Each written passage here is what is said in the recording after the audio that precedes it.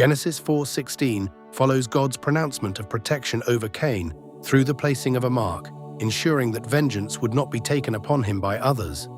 Having received both judgment and mercy, Cain now departs from the immediate presence of the Lord.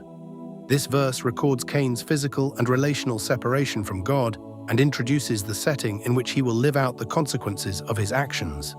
Verse 16, "And Cain went out from the presence of the Lord and dwelt in the land of Nod, on the east of Eden." Key phrases: went out from the presence of the Lord, dwelt in the land of Nod, east of Eden.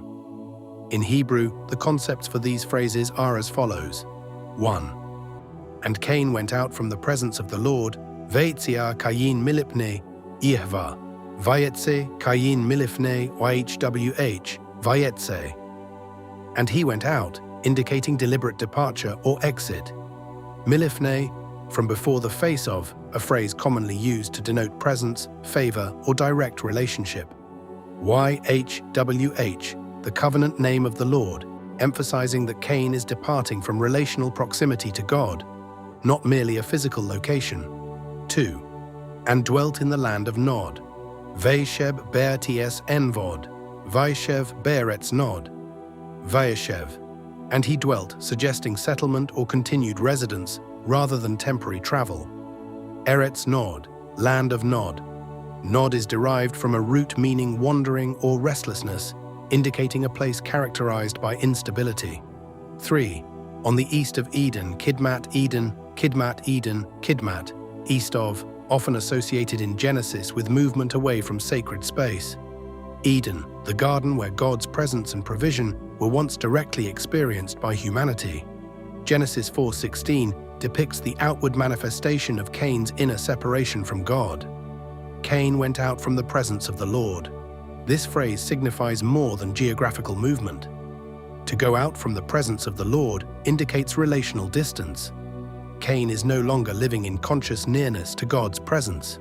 While God remains sovereign everywhere, Cain's departure reflects a life lived apart from divine fellowship and guidance. He dwelt in the land of Nod. Cain's dwelling in Nod shows that his wandering has become a settled condition. The land's name reinforces the nature of his existence: restless, unstable, and marked by displacement. Though he was condemned to be a wanderer, he nevertheless establishes a life in a place defined by unrest, suggesting adaptation to a condition of alienation rather than restoration. On the east of Eden, the repeated movement eastward in Genesis symbolizes increasing distance from God's original dwelling place with humanity. Cross-reference Genesis 3:24. Cain's location east of Eden places him beyond the boundaries of sacred space and reinforces the progressive pattern of separation that follows sin. Genesis 4:16 concludes Cain's immediate encounter with God by showing the lasting consequence of his actions: continued existence under divine mercy, yet lived outside the intimacy of God's presence. The verse portrays exile not as annihilation, but as life marked by distance, restlessness, and the absence of fellowship once available in Eden.